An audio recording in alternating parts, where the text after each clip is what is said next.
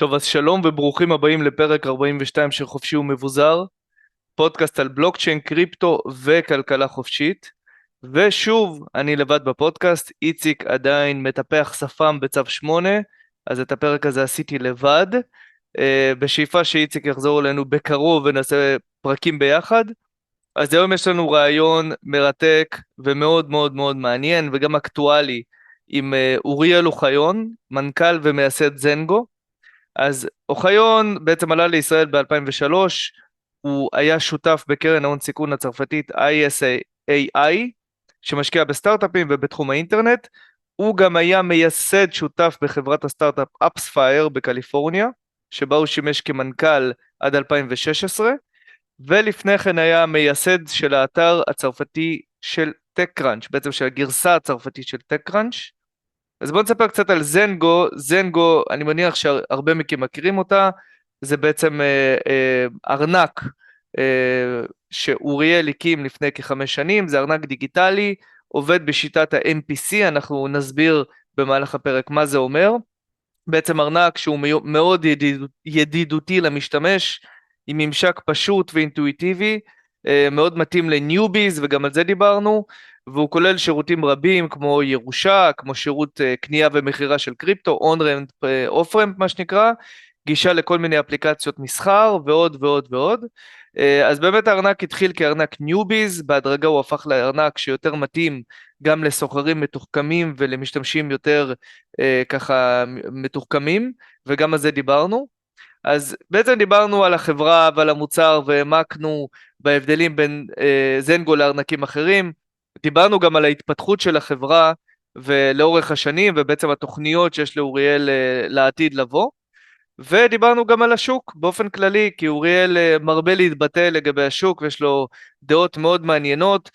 שאלתי אותו איך ייראה הבולרן הבא ומה אנחנו צפויים לראות, ואוריאל, מי שמכם מכיר אותו, הוא מאוד מאוד מככב בסושיאל, אז דיברנו על הנוכחות שלו, איך זה תורם או לא תורם לחברה שהוא נמצא בראשה, ובעצם דיברנו גם על הדיונים ואולי אפילו קצת ריבים שהוא ניהל עם בכירים בעולם הקריפטו, וכמובן גם דיברנו בסופו של דבר על המלחמה ועל הפעילות המאוד מאוד חשובה, ופה זה הזמן לפרגן לו, יום יום, לילה לילה, סופי שבוע, הפעילות שעושה בתחום ההסברה וחשיפת האמת, בסביבה שהיא מאוד מאוד עוינת. לפני שנצלול בעצם לרעיון, אז בנועל, You are fake news.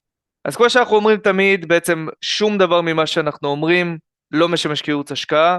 אתם מוזמנים לעשות שיעורי בית, אתם מוזמנים לבדוק, מוזמנים גם להגיד לנו אם טעינו, מוזמנים להתייעץ עם יועץ השקעות, ובעצם לעשות את המחקר שלכם ולקבל החלטות לבד ובמנותק ממה ששמעתם פה. טוב, אז בואו נצלול לרעיון, ממליץ לכם להאזין עד הסוף, רעיון מרתק, הרבה מאוד נקודות מעניינות שנגענו בהם, מאוד אקטואלי, ואם יורשה לי, אוריאל בעיניי בן אדם עם דעות מאוד מעניינות ונקודת מבט מעניינת, אז תהנו. אוריאל, בוקר טוב, בוקר טוב, מה שלומך? אחלה, תודה רבה.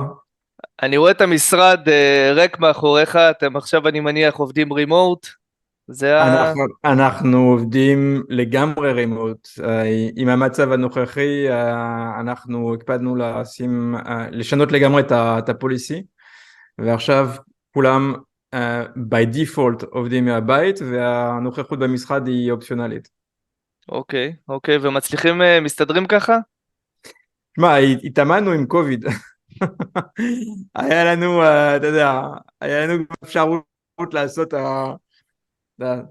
להתאמן מול אויב וירטואלי, בוא נקרא לזה, או אי אפשר לראות, ולכן זה לא משהו שהוא חדש לנו, זה לא חדש, אני חושב שאף אחד בעולם. יש דברים שהם חדשים, אבל זה לא לגמרי אותו דבר. אז למה מהבית? זה לא כי יש רק, אתה יודע, את החשש של ביטחוני, יש גם הנושא שרוב האנשים עם ילדים צריכים לשמור אותם, אין בית ספר, יש בית ספר רק בזום, אז לוגיסטית זה כמעט בלתי אפשרי לטפל בזה וגם להיות במשרד. אז אתה יודע, אני חושב שזו מציאות שמיליון אנשים מכירים במדינה שלנו. כן, לגמרי. אז בוא, אני רק אתן ככה איזשהו, אתה יודע, קווים כלליים, אנחנו נדבר גם על זנגו, אנחנו נדבר גם על המלחמה, גם על שני הדברים ביחד, נדבר גם על הפעילות שלך במלחמה שהיא מאוד בולטת בלינקדאין, בטוויטר וכולי, אבל לפני זה אני רוצה באמת שתסביר קצת מה זה זנגו, תן ככה את ה-elevator pitch, מה זה זנגו, ובמיוחד אני ארצה שתתמקד בשאלה של במה זנגו שונה מארנקים אחרים. כי כולנו מכירים הרבה מאוד ארנקים בתעשייה, ותמיד נשאלת השאלה, טוב, מה ההבדל בין ארנק כזה או אחר? כן, אז זנגו הוא באמת ארנק קריפטו, כשמישהו רוצה לגלוש בעולם הקריפטו, זה לא משנה שאתה רוצה לשלוח, לשמור, להתחבר לאפליקציה, אתה צריך ארנק, זה כמו להגיד אני צריך בראוזר לעשות אינטרנט. הבעיה עם ארנקים זה תוכנה בדרך כלל, ופה זנגו נכנסת בתמונה, איפה מבקשים מהמשתמש להיות אחראי בצורה מלאה על הסקיוריטי שלו, וזאת אומרת לשמור איזשהו סוד שבדרך כלל נקרא או private key או seed phrase באיזשהו מקום בטוח. מתברר שזה משהו מאוד מאוד קשה לעשות לכל בן אדם, אפילו לאנשים שעובדים בהייטק, ויש ביליוני דולרים של קריפטו שהלכו לאיבוד בגלל זה, כי תחשוב על זה, אתה צריך, זה כמו כאילו יש לך חשבון בנק ואומרים לך הנה הסיסמה של החשבון בנק, ואם אתה מאבד את הסיסמה הזאת הכל ילך לאיבוד, ומתברר שזה באמת מה שקורה. אנשים עושים טעויות, המקור של הטעות הוא קודם כל טעות אנושית, לא כל כך הבעיה הטכנולוגית של הפתרון. אנשים מאבדים, לא זוכרים איפה זה נמצא, שמים במקום הלא נכון. בעיה שנייה זה התקפות חיצוניות, ויכול להיות כל מיני סוגים, אולי נחזור על זה, מפישינג, מאקאונט טייק אובר, בלה בלה בלה בלה בלה בלה.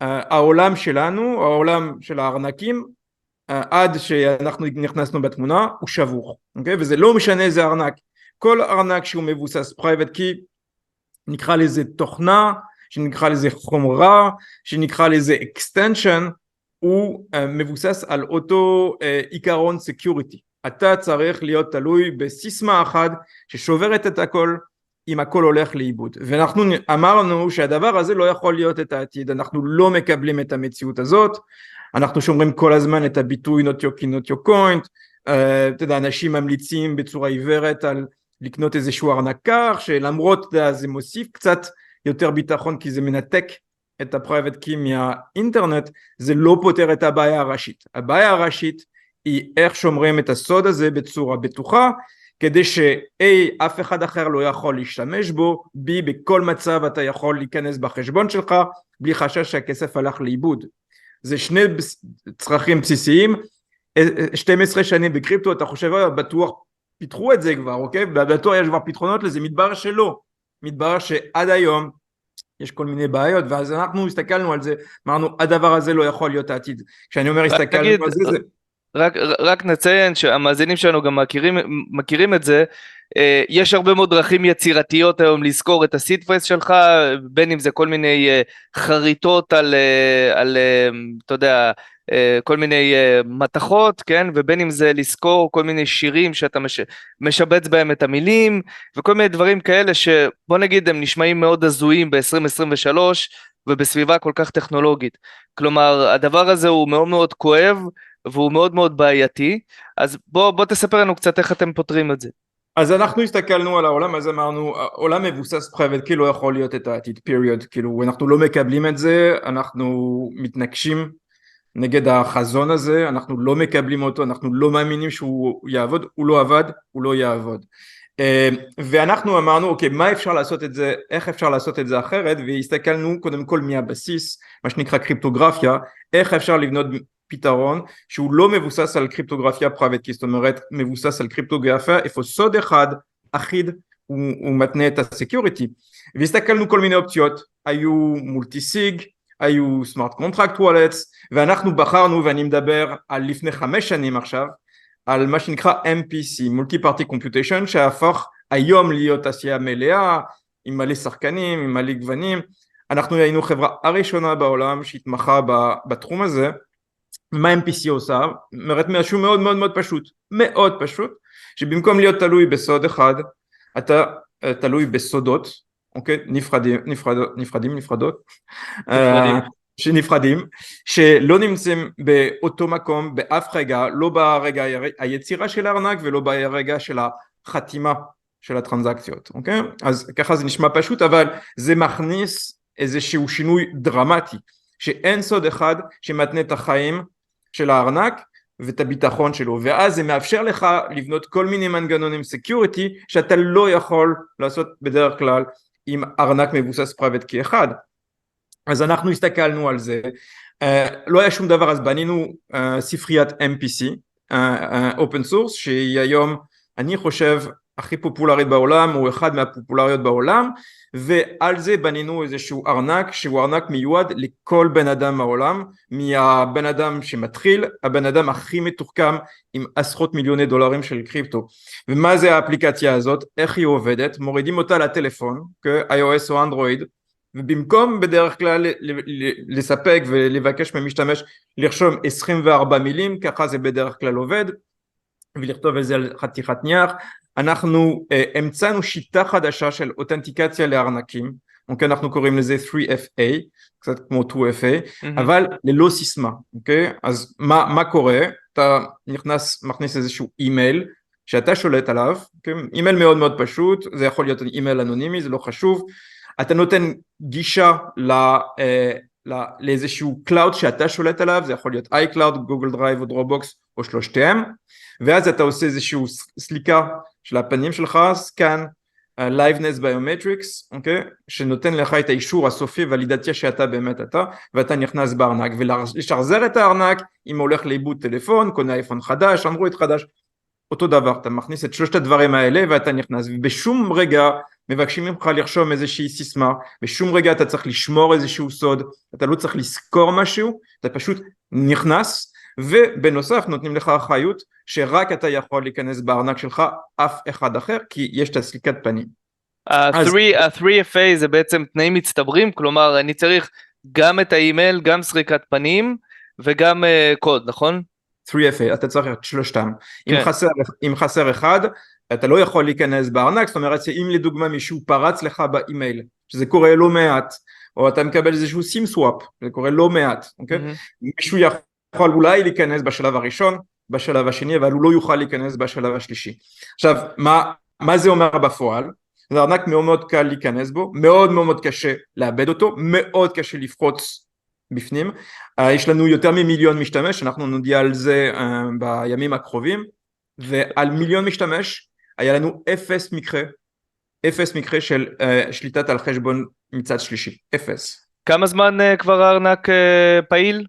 אז התחלנו את הפרויקט הזה לפני 5 שנים, בשוק הארנק נמצא 4 שנים, כי היה לנו שנה של ככה פיתוח ו-MVP. זהו. אז רגע, ומה קורה אם למשל אני עכשיו מאבד גישה לאימייל הזה, ואין לי בעצם את ה-third authentication, מה אני עושה? אז זה בעיה שפתרנו גם כן, אוקיי? כאילו חשבנו באמת את זה עד הסוף, ואנחנו יכולים לדבר על המודל סקיוריטי באמת לעומק, אבל זה מאוד פשוט, כל פקטור, אימייל, קלאוד ופנים, יש אפשרות להוסיף איזשהו backup, fallback, אוקיי? אתה יכול להוסיף אימייל משנה, אוקיי? אז אתה אימייל ביהו, אימייל בפרוטו מייל, אתה יכול להוסיף גוגל דרייב ו-iCloud, אתה יכול להוסיף את הפנים שלך, או את הפנים של אח שלך, או של אשתך, אוקיי? ואז אם אחד הולך לאיבוד, אז יש לך את השני, אוקיי? וזה נותן לך רמת של קומפורט שאין לך בעולם הקיים של הארנקים האחרים. אם אתה מאבד את הפרייבט קי שלך או הסיסט פרייס שלך, לא אומרים לך, good news, יש לך עוד צורה להיכנס, reset your account. זה לא מה שיש בזנגו, אתה יכול לעשות את זה. עכשיו מה שצריך לדעת זה כשעשינו את זה בזמנו, זה היה מהפכני, אפילו אנשים נפלו עלינו, אמרו מה זה הדבר הזה, זה מטופש לגמרי, מתברר שהיום זה הפך להיות סטנדרט, אתה רואה את הטכניקות האלה בכמעט כל ארנק, יש המון ארנקים שמשתמשים בקלאוד בקאפ, יש המון ארנקים שמשתמשים במאג'יק לינקס, כמו שאנחנו משתמשים, יש המון ארנקים שמשתמשים בסליקת פנים או בביומטריקס, אוקיי? ואפילו עכשיו יש לך ארנקים קר כמו Ledger Recover, אוקיי? שנותן לך שירות בתשלום, שנותן לך את האפשרות לשחזר את הארנק דרך שירותים של צד שלישי בענן, כן. מעלה לך לאיבוד את הסיד פרייז, זה משהו שאנחנו עושים בחינם כבר 5 שנים, אז זה הפך להיות באמת סטנדרט, ואנחנו המצאנו את השיטה הזאת. כן, אני יכול להגיד לך, אני חזרתי לא מזמן מסינגפור, מטוקן 2049, ובאמת כמות ארנקי MPC שראיתי שם, גם בדוכנים וגם באנשים שניגשו אליי, היא באמת רבה.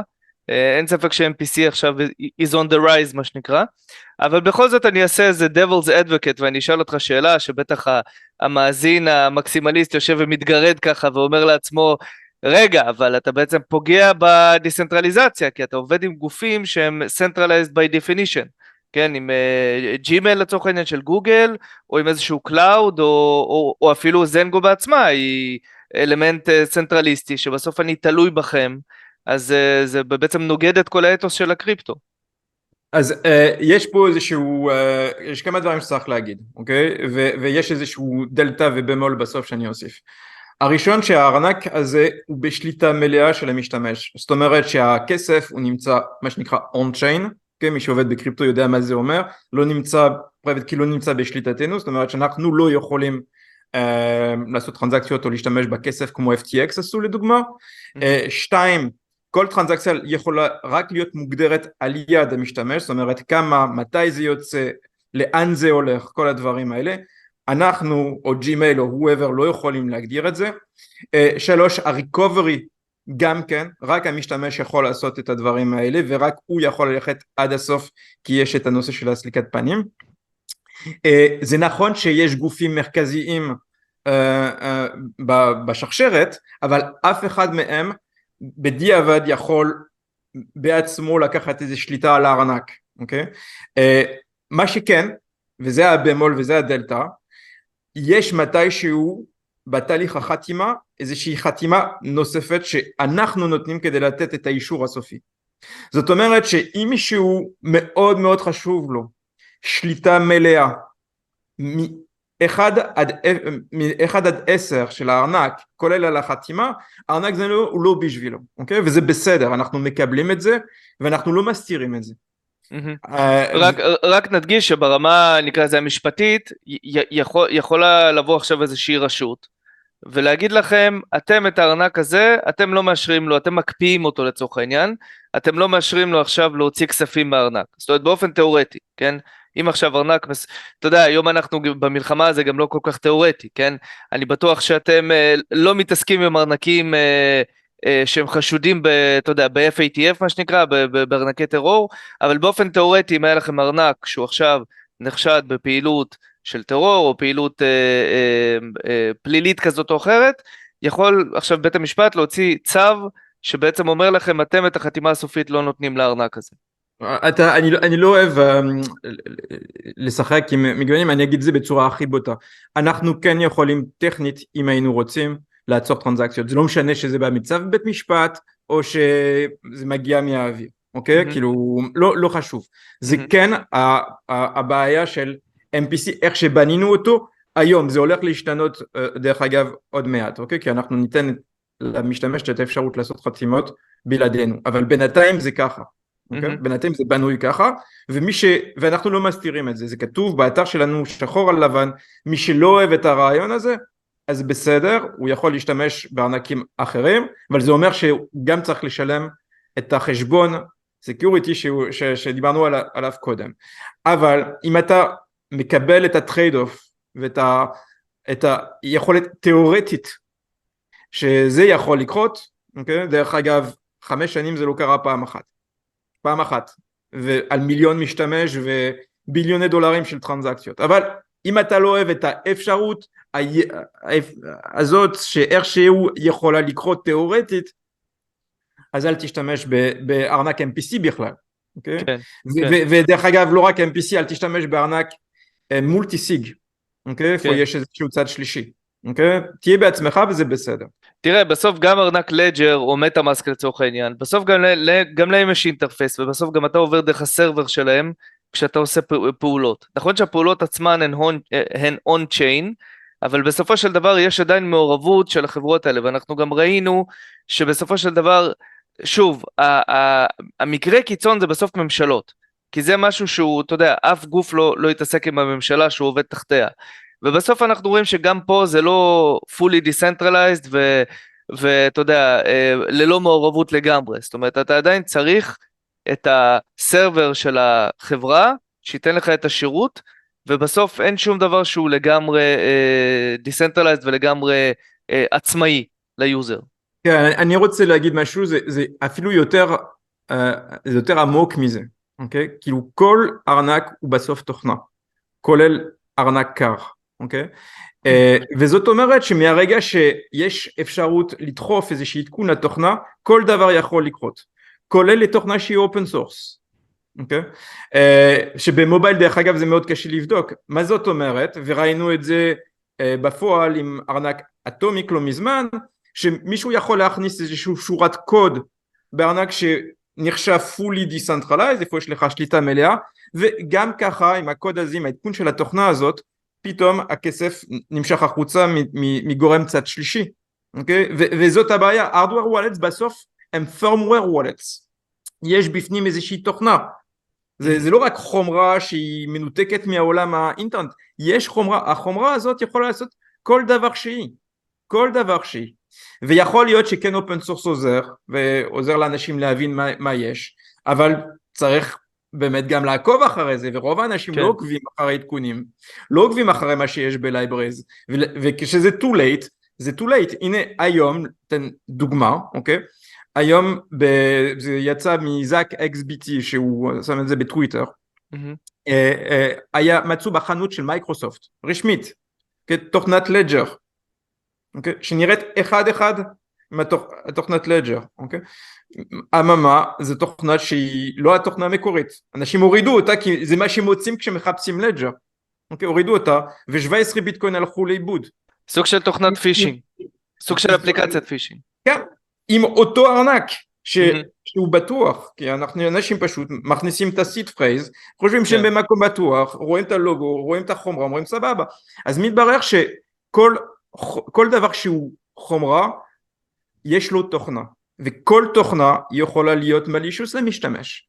אז זה נכון שיש תמיד את האפשרות תיאורטית הזאת שאמרת והיא נכונה ואנחנו לא מסתירים אותה, אבל לא לשכוח שאין 100% סקיוריטי באף מערכת. כן. זה מאוד מאוד חשוב לא לשכוח את זה. ואני אגיד עוד משהו, את ה-2 שלי, אני חושב שגם יש איזה maturity phase כרגע שהתעשייה עוברת, ואנשים מבינים שהם לא יכולים להיות מקסימליסטים לגמרי בעניין הזה של ה-decentralization. ראינו את מה שהיה עם פרנטק, כן? שבסוף אנשים מצד אחד הם רוצים אינטרפייס מאוד נוח, הם רוצים שאתה יודע שהם יוכלו לעשות לוגין עם הארנק שלהם, ושזה גם יהיה מקושר לטוויטר שלהם, ושבסוף יהיה להם איזשהו on-chain identity, אבל יש לזה גם downside, שבסוף אם הדבר הזה דולף, אז יש חיבור בין הזהות, בין הכסף שלהם לצורך העניין, בין הארנק שלהם, לבין הזהות שלהם בסושיאל מדיה וכולי. וזה בסוף ספיל אובר של תופעה שהיא מאוד בריאה, שאנשים רוצים, לא, אין להם כוח יותר, וככל שאנשים חדשים נכנסים וניוביז נכנסים, אין להם כוח יותר אתה יודע, כמו שאתה אומר, לשמור סיד פרייז, הם רוצים משהו הרבה יותר נגיש ונוח, את הסטנדרט שיש להם בג'ימייל אתה יודע, iCloud וכולי, אבל it comes with a price. תשמע, יש מכנה משותף בין כל המקרים ודוגמאות שנתנו עד עכשיו, זה שבסוף האויב הראשון של הארנק שלך זה אתה עצמך, אוקיי? ואנחנו ניסינו עם זנגו מעבר לכל החדשנויות בטכנולוגיה שמצאנו, ניסינו, אני חושב שזה איפה שזנגו בולטת, אתה שאלת מה ההבדל מכולם, זה בולטת, זה בנינו מערכת שמגינה את המשתמש מעצמו, אוקיי? איפה המקום לטעות אנושית, למרות שהוא קיים, הוא מאוד מאוד מאוד מאוד קטן. אין שום דבר לזכור, אין שום דבר לשמור, אין שום דבר שאין לך שאתה לא יכול להוסיף, כדי שאם הולך משהו לאיבוד, אין לך איזשהו fallback. אני יכול לתת אינסוף של דוגמאות של מה שעשינו בארנק זנגו, כדי שלא דיברנו עדיין על חיבור עם האפליקציות, מה קורה שם כשאתה מתחבר לאפליקציות. המספר של דוגמאות, איפה איזשהו משתמש יכול to fuck up, הוא אינסופי. היצירתיות של הבן אדם כדי לעשות טעויות הוא אינסופי, ואנחנו ניסינו לייצר משהו שמקטין בצורה רדיקלית את הרגע הזה. כן, אז באמת זנגו וגם מהניסיון שלי ומההיכרות שלי איתכם ומה שאנשים גם אומרים עליכם מהצד, כי אתה יודע הרבה פעמים שפוגשים אותי בכנסים ויודעים שאני ישראלי אז מדברים על זנגו, על איטורו, על חברות ככה מוכרות וידועות שיצאו מישראל, ואחד הדברים שאומרים עליכם באופן אינטואיטיבי זה שזה ארנק ניוביז בעצם. עכשיו השאלה היא האם הארנק, ואני כבר יודע שפחות או יותר התשובה היא כן, האם הארנק גם עבר איזושהי מטמורפוזה, והוא גם מייעד את עצמו למשתמשים יותר מתוחכמים. כלומר, הניוביז, אתם ביססתם את עצמכם בטארגט אודיאנס הזה, האם יש לכם גם כיוונים להיכנס לכיוונים יותר אינסטיטושנל, או לפחות לפרו טריידרס והודלרס כאלה? כן, ככה התחלנו באמת, זה היה ארנק מאוד קל, זה היה חתימה, simple and secure, אז באמת בנוי בשביל זה, גם ה-look and feel, כל הברנדינג היה מסביב לזה.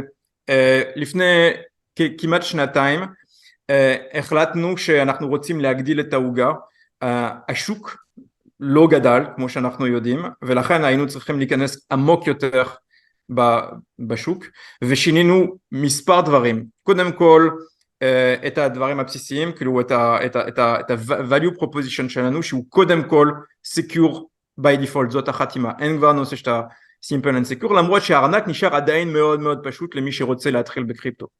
אבל שינינו את ה-value proposition, ולא רק את ה-value proposition, גם את הברנדינג, את הלוגו, כל המארז מסביב למוצר, אבל החשוב ביותר... השנה שיניתם, נכון? ראיתי שעשיתם את ההשקה השנה, נכון? נכון, אבל יותר חשוב, לא רק שינינו את הזהות ואת האריזה, שינינו גם את הלב של המערכת. הוספנו למערכת גרסה שנקראת זנגו פרו, זנגו פרו, שהוא מיועד למשתמשים שהם רציניים בקריפטו. מישהו רציני בקריפטו, זה מישהו שיש לו בין 5,000 למיליון דולר של קריפטו, מישהו שמשקיע איזשהו סכום משמעותי, והוא נותן לך שירותים מאוד מתקדמים בנושא של סקיוריטי שאתה לא מוצא בארנקים אחרים, דברים כמו Theft Protection, Legacy Transfer במקרה של מוות ודברים אחרים שאנחנו נוכל לדבר עליהם אם אתה רוצה. והדבר הזה ממקם אותנו כאחד מהארנקים הכי נכון למי שרציני בקריפטו יותר מכל ארנק אחר. עכשיו אנחנו לא בעולם עדיין לא בעולם האנטרפרייז, אוקיי? בינתיים אנחנו נמצאים בעולם של המשתמש או המשקיע הסופי, לא משנה שהוא ניובי או מתקדם פרו, ויכול להיות שבעתיד אנחנו נלך יותר עמוק בפנים בתוך העוגה, אבל אנחנו כבר עברנו את המעבר הזה מארנק פשוט ובטוח לארנק בטוח by default, איפה יש מספר שירותים שמגינים מי שרציני בקריפטו יותר מכל ארנק אחר. כן, אז באמת הזכרת את האפסטור שלכם, נכון? את הגישה לאפליקציות, אז א', אם תוכל להרחיב קצת איך זה עובד, וב', זה מאוד מתקשר לשאלה של מה המודל העסקי, כלומר, איך אתם מרוויחים כסף וכמה זה תלוי בגורמים חיצוניים ובספקים חיצוניים. כן, אז... כי הארנק הוא חינמי, רק נגיד, נכון? הארנק הוא חינמי נכון. לגמרי. לגמרי לחלוטין, וכל הארנקים פחות או יותר יש להם אותו מודל עסקי שהוא בעייתי, ועוד מעט אתה תבין מה אני מתכוון עם זה.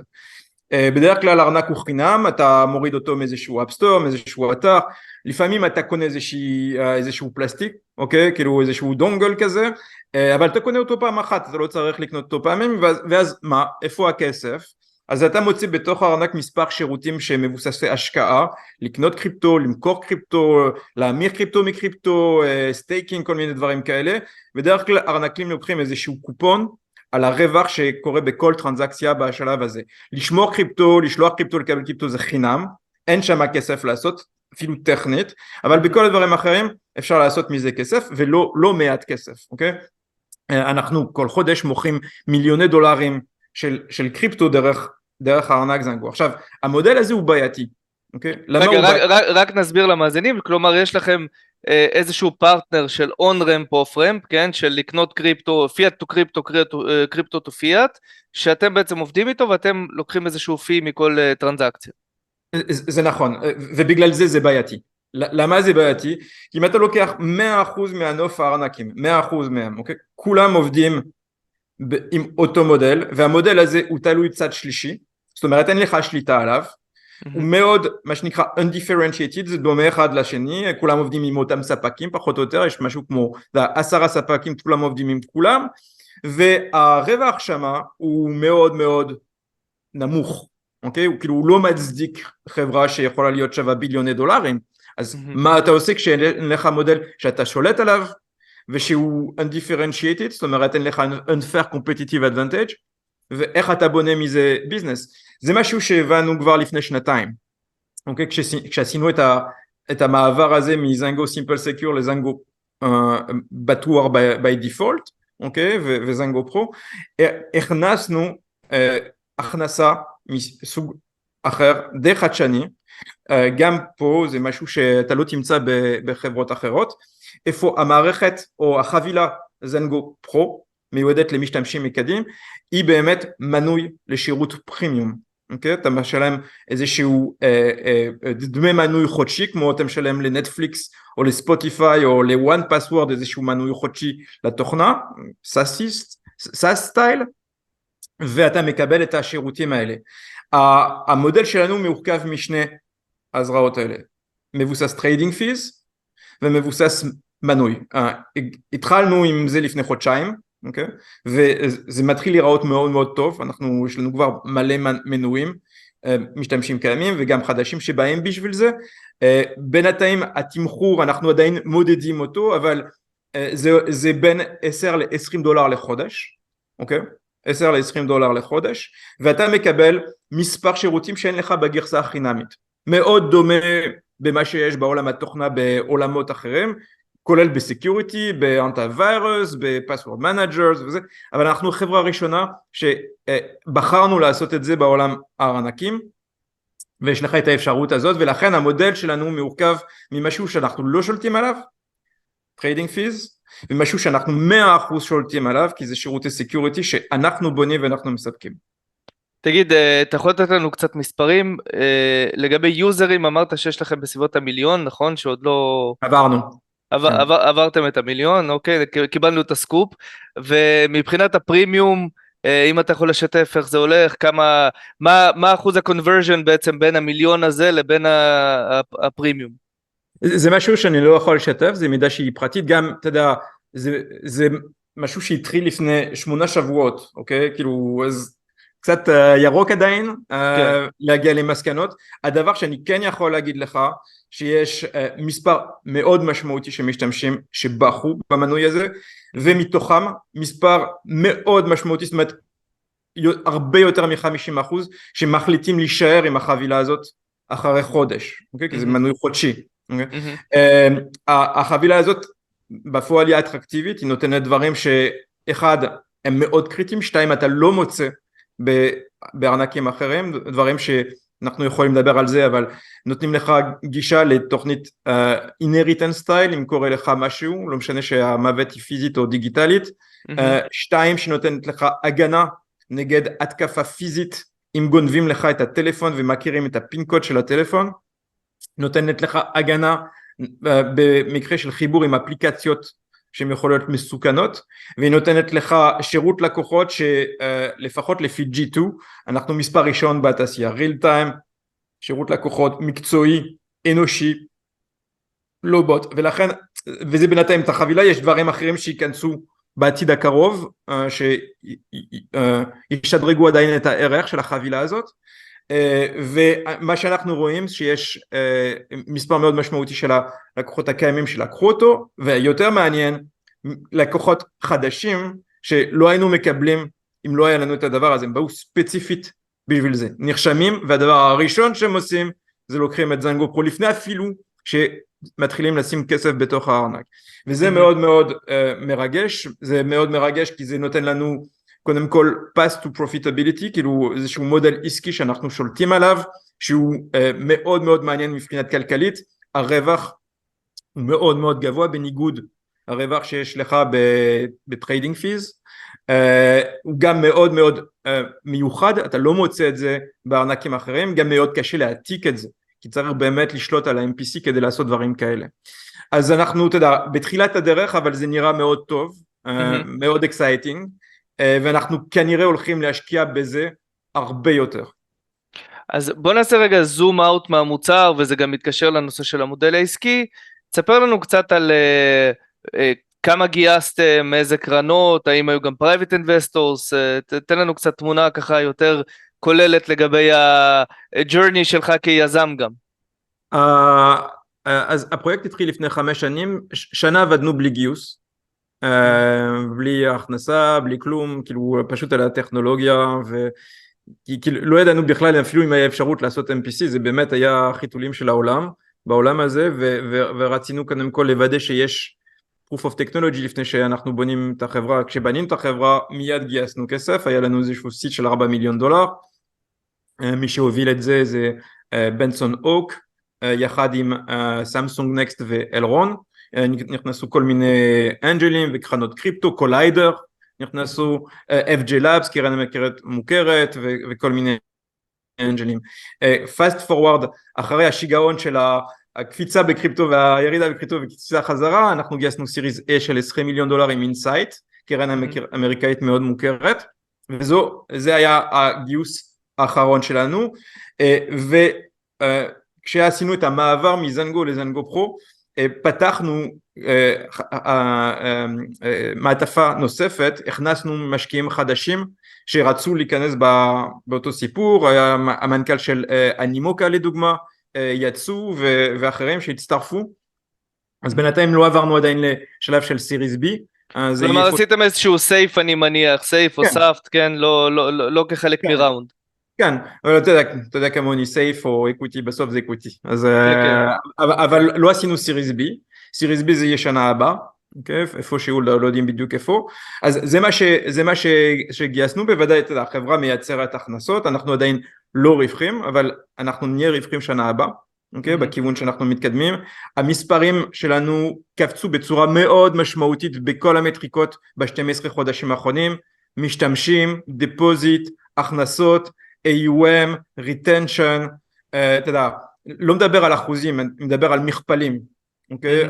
אז אנחנו בטרנד שהוא מאוד מאוד טוב, והופפולי שנה הבאה אנחנו נשמור אותו, למרות שהשוק, כמו שאתה יודע, הוא עדיין בטמפרטורה קרה, ואנחנו במצב של מלחמה, אבל רק לתת איזשהו סדר גודל, החודש האחרון, אוקטובר, שהחודש, איפה היינו במלחמה, היה החודש הכי טוב שלנו ever בהכנסות, שזה משהו קצת משוגע לחשוב עליו, כשאתה אומר, חברה שנמצאת בכל כך הרבה לחץ מכל הכיוונים, יכולה להגיע הדבר הזה, אבל אנחנו בטרנד טוב שמה, ואופפולי שנה הבאה אנחנו נהיה בטרנד עוד יותר טוב. החברה היא חברה ישראלית, 100%, אנחנו נמצאים פה, כמעט כולם נמצאים בארץ, למרות שאנחנו, כמו שאמרנו בהתחלה, עובדים רימוט, ואז אנחנו כ-41 עובדים, יש לנו עובד אחד בחול, בעולם הריסרצ' ויש לנו צוות של שירות לקוחות מבוזרת בעולם, כי צריך לחסות 24/7. time zones, כן. כן, צריך לחסות 24/7, אז היא מבוזרת בעולם, אז אנחנו לא מחשיבים אותם ב-40, הם באים on top, אבל הם קונטרקטור 100% מהחברה, וזהו, זה, לא יודע אם יש עוד דברים שאתה רוצה לדעת. אז באמת דיברת על השוק, אז אני לא אבקש ממך לחזות, כי אף אחד לא יכול לחזות, אנחנו רק נזכיר, כן, אנחנו לצערי בגלל ההצהרות והדברים הנוראים שאנחנו עוברים פה, קצת שכחנו שגם העולם כולו וישראל בפרט בעיצומה של משבר כלכלי, וכמובן יש את הבר מרקט שהתחיל עוד לפני המשבר, וזו תקופה שמאוד קשה לצפות דברים, אבל מנגד אתה רואה שיש את כל הנושא של ה-ETFים שעכשיו ממש, אתה יודע, מבטיחים לנו עוד רגע ויש טיקר ב-DTCC וזה ממש עוד שנייה קורה כביכול, והביטקוין בינתיים עולה בצורה יפה ומושך את שאר המטבעות, אז אני לא אבקש ממך לחזות לאן השוק הולך, אבל כשהשוק יתעורר וכולנו יודעים שהוא יתעורר, מעניין לשמוע מה הטרנדים שאתה חושב שיהיו מבחינה טכנולוגית, מבחינת פרודקטס חדשים, איך יראה בעצם הגל הבא לדעתך? תשמע, שורט טרם אני לא כל כך אופטימי, אני חושב שאנחנו נראה more of the same, בשנה הקרובה, לפחות כל עוד המסגרת הרגולטורית היא לא משתנה. ואני חושב שהדבר הזה יקרה רק עם שינוי משמעותי בממשל האמריקאי. Okay? זאת אומרת שעד שיהיו בחירות חדשות ו-CC, ראש ה-CC אחר, אני לא חושב שאנחנו נראה שינויים מאוד דרמטיים. יכול להיות שכן ישקו איזשהו ETF, אבל זה לא יספיק. זה לא יספיק, זה ייתן איזשהו בוסט, ראינו אפילו, זה, אתה יודע, שמועות של ה-ETF כבר נתנו איזשהו בוסט, אבל זה לא הבוסט שיהפוך את התעשייה הזאת למה שאנחנו מצפים. זאת אומרת, תעשייה שהיא בידיים של כל משתמש בעולם ושולטת על התעשיית הפיננסית. אנחנו עדיין מאוד רחוק, תעשיית הקריפטו היא קטנה מאוד, אוקיי? $1 טריליון של ולואציה, אנחנו מאוד רחוקים והלכנו אפילו אחורה בשנה הזאת לטעמי. אז אני חושב אתה יודע, short term אני לא אופטימי שיהיה שינוי דרמטי, אוקיי? יכול להיות אפילו בכמה מובנים יהיו מספר ירידות, אני לא הייתי מופתע אם המחיר של ביטקוין ירד בצורה משמעותית עדיין, יש עדיין מלא כדורים באוויר, יש המון דוויות באוויר, יש המון גורמים שאנחנו חושבים שהם בבריאות, ויכול להיות שהם לא בבריאות, יש איזושהי שאלה עצומה על בייננס, שלא יודעים מה קורה באמת שם, מה הולך לקרות איתם, אז אני חושב ששמה, the jury is still out there, directionally, אבל אם אנחנו מסתכלים מעבר, אני מאוד אופטימי, אני חושב שכולם הבינו, וכשאני אומר כולם, אני לא מדבר על אלה שעובדים בקריפטו, שבוודאי הם הבינו מזמן, אני מדבר על אלה שהם לא בקריפטו, אנשים שעובדים בעולם הבנקאי, אנשים שעובדים בממשל, אנשים שעובדים בגופים רגולטוריים, שקריפטו is here to stay, ואותה מידה שמתישהו הבינו שהאינטרנט, no matter what, is here to stay, וצריך לעשות כמה שיותר עם מה שיש, והדבר הזה הולך להיות נוכח בכל מקום בתעשיית הפיננסית, אבל לא רק, אנחנו כבר רואים שקריפטו נוגע בעולמות האומנות, בעולם המשחקים, בעולמות התקשורת והרשתות חברתיות. אידנטיטי. נכון, האידנטיטי, אני חושב שזה הולך להיות שכבה תשתיתית לכל דבר דיגיטלי. מתברר שהעולם הפיננסי הוא הכי בולט, כי משם זה התחיל באמת. נכון. אבל אתה רואה סטייבל קוינס, אוקיי, שבוודאי הוא כלי פיננסי להשקעה, אבל אתה גם רואה איך סטייבל קוין יכול להיות משהו מעבר, הוא יכול להיות כלי לדוניישן, אנחנו רואים את זה במלחמה, הוא יכול להיות כלי להשקעה בחברות קריפטו, אנחנו לדוגמה קיבלנו סטייבל קוין במקום דולר בחיים שלנו מתישהו, אז אני חושב שזה הולך כבר מעבר, בוודאי יש כל האפליקציות, העולם האפליקציות, העולם NFT שהוא אמנם בירידה, אבל הוא עדיין קיים, הוא עדיין חי, ואני חושב שאנחנו נראה העולם הקריפטו בכל שכבה של העולם הדיגיטלי, באמת כל השכבות, ובזה שמה אני מאוד מאוד אופטימי, ובגלל זה אני חושב שמה שאנחנו עושים, תוכנת ארנק, והתעשיית ארנק בדרך כלל היא מרכזית תשתיתית לעולם הזה, כמו בראוזרים היו תשתיתים לאינטרנט, אז דירקשנלי מאוד מאוד אופטימי, כי מספיק אנשים הבינו שזה הולך להישאר,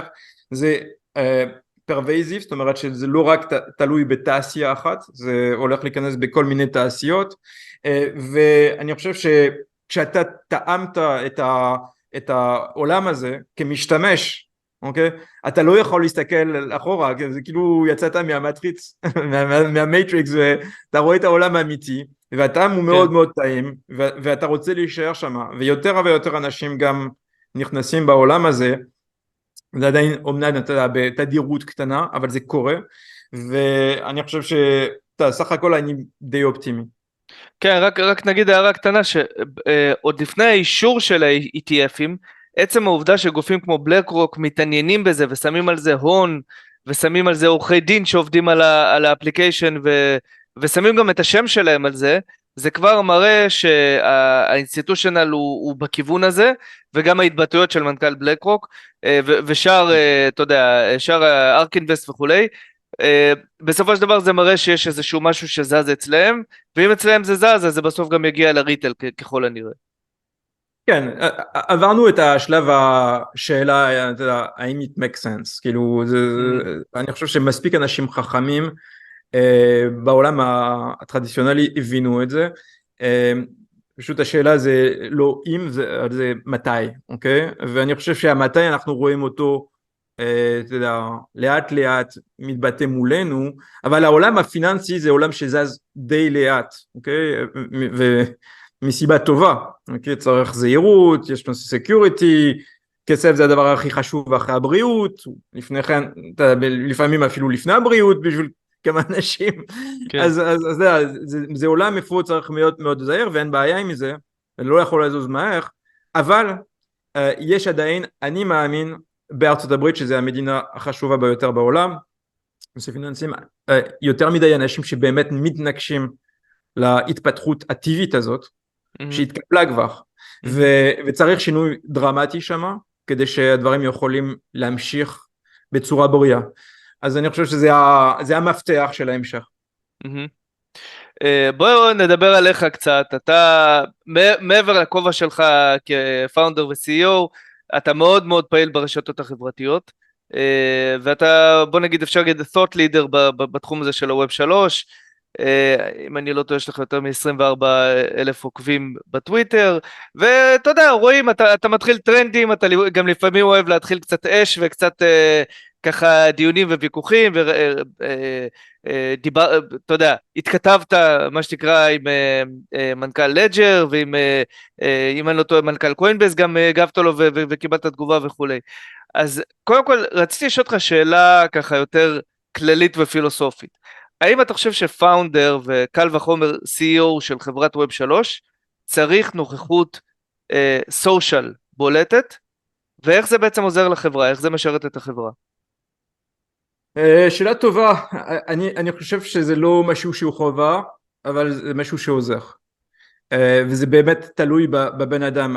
אני בצורה טבעית, אני חיית רשתות חברתיות מהיום שזה התחיל, כאילו, אתה יודע, אני הייתי אולי משתמשים הראשונים של טוויטר, כשזה התחיל, כאילו בטוח 5,000 הראשונים או 10,000 הראשונים, וכנ"ל עם פייסבוק וכנ"ל עם לינקדאין, אני תמיד הייתי שמה מאוד ראשוני ומאוד פעיל, לא חיכיתי קריפטו בשביל זה, בשבילי זה אמצע תקשורת בוודאי, ראשי, אבל זה גם כלי מקצועי, משתמש בקריפטו בדברים שאי אפשר לראות בצורה ציבורית, זה עזר לי לגייס כסף, זה עזר לי לגייס אנשים, זה עוזר לנו לקבל PR שאי אפשר לקנות אותו, כולל עם חברת PR הכי טובה בעולם, זה כלי מקצועי, זה כלי נשק גרעיני כשאתה שולט עליו טוב, אבל צריך אופי בשביל זה, צריך להיות מוכן להשקיע זמן, צריך להיות מוכן ולא לפחד מהתקפות, מכל מיני סוגים, אני מדבר התקפות של סקיוריטי, אני מדבר מביקורות, וכמו שאמרת, אני לא אוהב דיונים קלים, אני אוהב להיכנס באיפה שזה כואב, אני אוהב להגיד את הדברים, אני not a good poker player, אני אוהב להגיד את הדברים, ולא עם איזושהי מטרה של לשבור, אבל יותר לקדם את הדברים, קונסטרוקטיבית. יש כמה אנשים שקוראים לטחול, אני חי טוב עם הדבר הזה, לא אכפת לי, בסוף מה שחשוב שהדברים יתקדמו, שהדברים יצליחו, שאנחנו מזיזים את המחט מאיפה הדברים שבורים למקום שהוא פחות שבור, ואם המחיר בשביל זה, זה לפעמים לקבל איזשהו לייבל, so be it, אבל צריך להיות מוכן לחיות עם הדבר הזה. אז אני חושב שזה כלי מאוד מאוד חשוב, כשיש לך את האופי בשביל זה, כשיש לך את האהבה הטבעית בשביל זה, ובוודאי שאתה יודע להשתמש בזה. אני לא חושב שזה משהו נתון שמתאים לכולם, ואני לא הייתי ממליץ את זה בכוח, בטוח לא, אוקיי? אבל אני כן הייתי אומר שאם משהו שמתאים לאופי של המנכ"ל או לקו-פאונדר, אז לגמרי להשתמש בזה, ודרך כלל, דרך אגב, אתה רואה בתעשייה שלנו בווב 3 במיוחד, המון מנכ"לים משתמשים ברשתות חברתיות ככלי, אוקיי? כאילו, אתה יודע, דיברת על המנכ"ל קוינבייס, שיש לנו קשר מצוין איתם, זה היה דיון מאוד מאוד חיובי, אפילו שלח לנו חזרה, אתה יודע, מחמאות, אבל זה יכול להיות גם קצת כואב, כמו שזה קרה עם המקרה של לג'ר, אבל אתה רואה גם, אתה יודע, כל ה-thought leaders מאוד מאוד פעילים בטוויטר, במיוחד בטוויטר, אוקיי? מויטאליק, עד כל המנכ"לים של של חברות ווב 3, שאתה יודע, יש להם איזושהי נוכחות בתעשייה.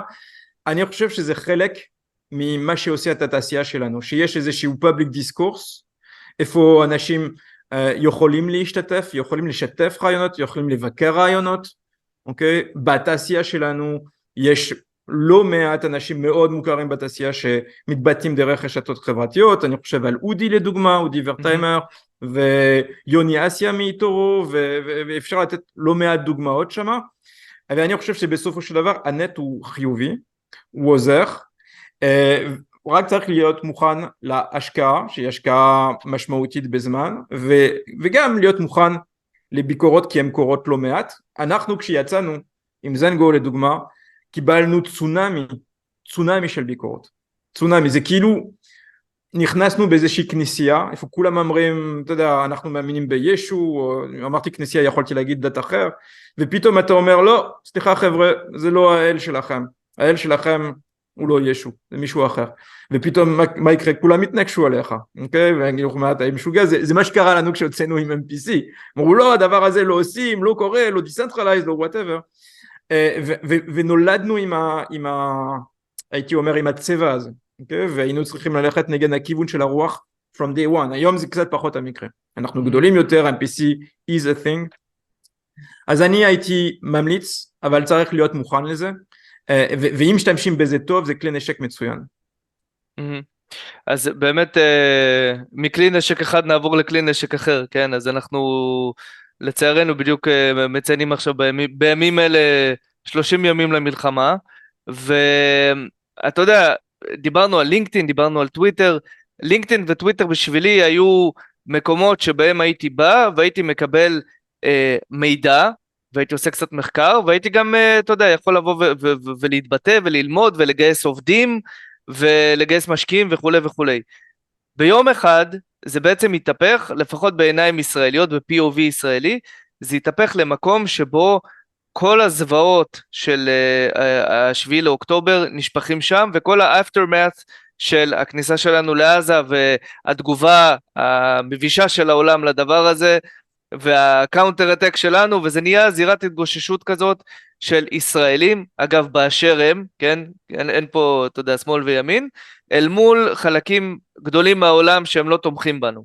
עכשיו, גם פה אתה מאוד בולט במלחמה הזאת שלך, אני ככה, לפני הרעיון הזה עברתי, אני גם עוקב אחרי פוסטים שלך, אבל רציתי לראות האם אני רואה רק פוסטים שהם מדברים על המלחמה, וראיתי באמת שבחודש האחרון, אני מאמין ש90% מהפוסטים שלך, שזכו להרבה מאוד תגובות, היו בצורה קונסיסטנטית לגבי המלחמה. עכשיו, אם הסכמנו שלהיות פעיל בסושיאל, אם אתה טוב בזה, זה דבר שהוא תורם לחברה. האם להיות פעיל בסושיאל בנושא, אני לא רוצה לקרוא לו פוליטי לגמרי, אבל נושא שהוא בעיני אנשים מסוימים הוא קונטרוברסיאלי, כן? ואתה יודע, התעשייה הזאת היא מאוד מגוונת, יש הרבה אנשים שהם ממדינות ערב, ואתה יודע, יש הרבה אנשים שהם לא אוהדים את ישראל, אבל אולי אוהבים את זנגו. האם זה לא סיכון בעצם שאתה שם את עצמך ואת החברה ככה מקדימה, שהיא fully colored white and blue? שאלה טובה. אני אגיד לך, יש כמה דברים פה. קודם כל, זה החשבון אישי שלי, אוקיי? זה לא חשבון של החברה. החשבון של החברה, שיש לו הרבה יותר עוקבים מהחשבון שלי, משהו כמו כמעט 44 או 5,000, כבר לא זוכר, זה מקדם כל שבוע,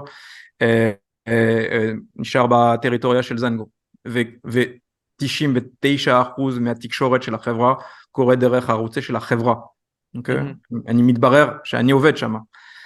שנית, אני משתמש בחשבון שלי בשביל דברים שחשובים לי, וכשהתחילה המלחמה עשיתי מספר שינויים, okay? הראשון זה קודם כל שיניתי את הצבע של החשבון האישי שלי, אני הייתי אוריאל על זנגו, okay? ככה היה מוצג החשבון האישי שלי, עכשיו אני רק אוריאל, זהו, הוצאתי את זנגו משם כדי שיהיה פחות קשר טבעי עם זה של החברה, okay? שנית, יש הבדל די משמעותי שיש לי באיך אני משתמש בלינקדאין ובאיך אני משתמש בטוויטר, ותכף אני אסביר למה. לינקדאין בשבילי הוא כלי מקצועי בוודאי, ורוב מהדברים שאני כותב בלינקדאין, אפילו בנושא מלחמה, הם תמיד איכשהו קשורים להשפעה על איך אנחנו עובדים ואיך אנחנו כעובדים חווים את המעבר הזה, אוקיי?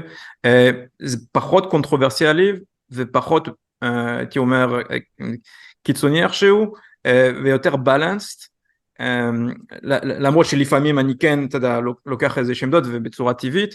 אני גם רואה העולם של לינקדאין, זה לא רק החשבון שלי, אני רואה שהמון המון המון המון ישראלים לקחו גם את העמדה הזאת, אפילו, אתה יודע, יותר, אתה יודע, משתמשים את זה כאמצעות לשדר מידע וברקינג ניוז. אני לא נכנס בעולם הזה בלינקדאין, אני לא בטוח שזה המקום לעשות את זה, אני לא מבקר, אני לא בחרתי לעשות את זה בלינקדאין.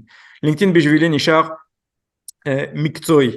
הדבר היחיד שמוצא אותי מדעתי בלינקדאין, ולפעמים אני כן משדרג את המעורבות שלי מעבר אתה יודע מה אני חושב, כשאני רואה באמת אנשים שעוברים את הגבול ומתחילים להגיד דברים שהם או מסוכנים או מסוכנים לישראלים, או פשוט מסוכנים period, אוקיי?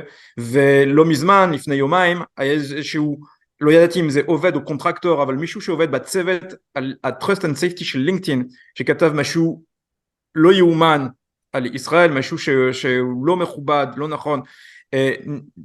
דיווחתי את הדבר הזה, כי זה לא ברמה של לינקדאין, מתברר שהם לא קיבלו את העמדה, הם משכו שהוא יכול להישאר, וכתבתי על זה, אוקיי? כתבתי על זה, כתבה מאוד קטנה, אחרי שעה הבן אדם היה כבר לא בתפקיד, אוקיי? כאילו זה קיבל חשיפה מאוד מאוד גדולה, זה עלה עד הרמה הכי גבוה בלינקדאין, מאוד מאוד מהר, כמו אש, אבל לפעמים אני, אתה יודע, נכנס קצת יותר עלה, אבל בדרך כלל בלינקדאין ככה. בטוויטר, באקס, אני מסתכל את זה אחרת לגמרי, ואתה תבין גם למה. אני חושב שאקס כבר לא הפך להיות רק רשת חברתית. ורשת חברתית איפה אנשים מדברים על משהו, או אנשים מקבלים מידע. אני חושב שאקס הפך להיות שטח מלחמה. ובאותה מידה שיש שטח מלחמה בעזה עכשיו, שהוא פיזי, יש שטח דיגיטלי, שהוא קורה באקס. זה שטח שהוא אמיתי, זה שטח שהוא מסוכן, זה שטח שיש לו השפעה, ואני אישית, עוד פעם אישית עם החשבון אישי שלי, החלטתי לשנות את הגוון של החשבון שלי לאוריאל זנגו, להיות כלי נשק, בשביל להילחם במלחמה הזאת, אוקיי? ויש לי, אתה יודע, חילקתי את המוח שלי בשני חלקים, אחד, והם עובדים כל הזמן בו זמנית, אחד שעובד, אוקיי? ועובד continuously, אוקיי? ואחד שלוחם ברשתות חברתיות, אוקיי? כשאני לא לוחם זה לא... ראיתי שקראת לזה war-life balance, כן? כמו על משקל work-life balance. נכון, זה war-life balance, איפה אתה מחלק את החיים שלך, דרך אגב אני חושב שכל ישראלי איכשהו מחלק את החיים שלו בין החיים הרגילים שלו, לאיך להתמודד מול המלחמה. אני כמנכ"ל, אתה יודע, לדוגמה, אנחנו נתנו לכל בן אדם אפשרות לעבוד מהבית, priority לסייפטי, אוקיי? אז זה אומר אפילו לפעמים לעבוד פחות, לקבל יותר מקום בשבילך, בשביל לדאוג לדברים שלך, להשקיע בעובדים, דברים כאלה, כדי שקודם כל אנשים ירגישו כמה שפחות רע בתקופה הנוראית הזאת. אבל יש את החלק השני של המוח שלי, שהוא לא מוכן לקבל את מה שאני רואה בטוויטר. אני חושב שמה שקורה שם הוא מעל ומעבר מכל מה שיכולתי לדמיין ever, ואני אתה יודע, כמעט 20 שנה ברשתות או 15 בטוויטר, לא ראיתי את זה ever, והחלטתי שאני רוצה להיות חלק מהמלחמה הזאת, אוקיי? ואני חושב שיש שם המון המון המון דברים לעשות, אתה יודע, ללחם נגד פייק ניוז, שקורה ברמה לא נורמלית. אני, אתה יודע, יצרתי מחקרים שעזרו להפיל חדשות שהם היו לא נכונים, כולל הפכו להיות breaking news. יש עוד דברים שאפשר לעשות, בוודאי, אתה יודע, להשתתף אפילו בשיחות, אוקיי? עם אנשים שהם משפיעים. עכשיו, אתה יודע, אתמול לקחתי איזשהו מהלך די דרמטי, החלטתי to block פול גרם, אוקיי? מ-Y Combinator, אוקיי? גם, אתה יודע, לפני שבועיים החלטתי להשתתף במהלך נגד Web Summit, כן. לא הייתי לבד, דרך אגב, המון אנשים השתתפו. במהלך המוצלח יש לומר, כן? כי פדי כן, בעצם נכון. התפטר ובעצם ירד מההר שהוא טיפס עליו. נכון, ואז, אתה יודע, יש גם, אתה יודע, לחימות מול אנשים שבצורה ברורה לקחו איזושהי עמדה נגד ישראל. אני רוצה גם להגיד שאין לי בעיה עם אנשים שהם בעד הפלסטינאים, כאילו אני חושב שיש שם, אתה יודע, וזו שיחה נפרדת, משהו מכובד, אוקיי? אבל אני נגד אנשים שבאמת רוצים את הסוף של ישראל, ובצורה בוטה הם אנטישמים, אוקיי? וזה שמה משהו שהחלטתי שאני יכול לעזור באיזושהי צורה, ואני חושב שההתבטאות שלי היא עוזרת קצת, בצורה, אתה יודע, קטנה אולי, אבל היא עוזרת בזה. אני אגיד לך עוד משהו, זה גם עוזר לי. Okay? אני עליתי לארץ בגיל 30, לא יצא לי להשתתף בצבא, לא גדלתי פה, אני מרגיש קצת אשם בזה שאני לא יכול לעזור כמו כל ישראלי, אוקיי? ולא יקבלו אותי בצבא, וזה הצורה שלי להרגיש קצת פחות אשם בזה שאני יכול איכשהו לדמיין שאני יכול לעזור, ובכל דבר שהוא גורם לאיזשהו מידע לחזור למציאות שלו, לאיזושהי קומיוניטי נוט להיות נוכח, באיזשהו פוסט של מריו נפל שכתב איזשהו שטות להיות מתוקן, בכל איזשהו פרופיל שהוא נגד ישראל ועושה דברים רעים לנו ולהפיל אותו מדי פעם, דברים כאלה, זה עוזר לי אישית כבן אדם להרגיש שאני עוזר ולהשלים את הגילט הזה שיש לי שאני לא יכול לעזור יותר. כן, אני חייב להגיד לך שאני מאוד מסכים, אתה יודע, גם אם השאלה שלי נוסחה בצורה קצת נקרא לזה פרובוקטיבית, הדעה האישית שלי, ה-2 cents שלי זה ש-we can't stay silent, כאילו לא משנה במה אנחנו עובדים ומה אנחנו עושים, צריך לעשות את זה בטקט וצריך לעשות את זה בצורה מבוססת, ולא צריך גם להספים את הלינקדאין, כמו שאתה אומר, יש לינקדאין ויש אקס, באקס, איך אומרים, הנייר סופג הכל, כן? אז אפשר לכתוב המון, בלינקדאין צריכים להיות קצת יותר, נקרא לזה קונסייס, וקצת יותר, לכתוב בצורה יותר מובנית, אבל אני חושב שאנחנו לא יכולים להישאר סיילנט, ולשמחתי, 90% או 95% מהפיד הישראלי שלי, לא משנה במה הם עובדים, בין אם הם בכירים או זוטרים, הם כולם נרתמו למשימה, ואני חושב שאין לנו ברירה, ככה צריך להיות. אני מסכים, אני חושב שזה, אתה יודע, כל בן אדם, דרך אגב, היה לנו הולנד, איפה העברתי אותו מסך, כל בן אדם ביכולת שלו, אוקיי? ולא צריך להיות, אתה יודע, כמוני פעיל 24/7, כולל בסופי שבוע, אבל כל דבר שאתה יכול לעזור, ולתמוך במה שקורה עכשיו, אני חושב שזה מכובד, אבל צריך לתת מקום לזה. אני חייב להגיד שאני מאוד גאה לראות מה אני רואה במדינה שלנו. כל הקולות האלה, שלא משנה שאתה משמאל, מימין, ואנחנו יודעים איפה אנחנו מגיעים, אחרי שנתיים של הפגנות, איפה כולם שברו אחד לשני, אבל לראות את העם שמדבר בכל אחד, במיוחד בקהילה ההייטקיסטית שלנו, זה משהו מאוד מרגש, שלי עוזר לי להרגיש יותר טוב בתקופה איפה אנחנו מרגישים די בודדים בעולם, אוקיי? ויש גם את המובן הזה שאיך אתה מתמודד עם ההתקפה הזאת, שהיא לא רק התקפה מקומית, זה התקפה עולמית. כן. ואני חושב שלהיות יחד דרך הרשתות חברתיות זה משהו שהוא מאוד טוב, הוא סוג של טיפול פסיכולוגי איכשהו. לגמרי. אוריאל, אנחנו כבר מתקרבים לסוף, אני אשאל אותך רק שאלה ככה ברמה יותר אישית, אתה סיפרת שאתה עלית בגיל 30 מצרפת, נכון? אני מניח שיש לך משפחה שם וחברים, ואתה עדיין מקושר לקהילה היהודית שם, איך האווירה שם? כי אתה יודע, מה שרואים בטלגרם ומה שרואים בטלוויזיה נראה מאוד מאוד רע. זאת אומרת, נראה אין שם שום ביטחון ושום תחושת ביטחון אפילו ליהודים. זה מאוד מטריד. תשמע, גרתי באנגליה, גרתי בארצות הברית, בקליפורניה, ואני צרפתי במקור, גם גרתי בספרד. אז אני, אתה יודע, העין שלי עוקב אחרי המקומות איפה שגרתי, ויש לי משפחה בצרפת, אני מאוד מוטרד ממה שקורה בעולם, מאוד, מאוד. כאילו, אתה יודע, תמיד ידענו שיש אנטישמיות, ושיש איזשהו חשש אבל המצב הוא מאוד מאוד חמור.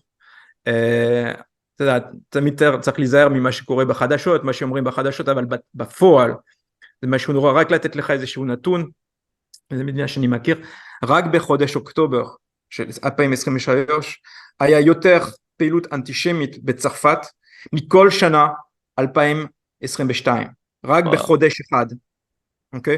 כאילו זה רק לתת איזשהו סדר גודל. אתמול נכנסו באיזושהי דירה של איזושהי בחורה בת 30, יהודייה, אוקיי?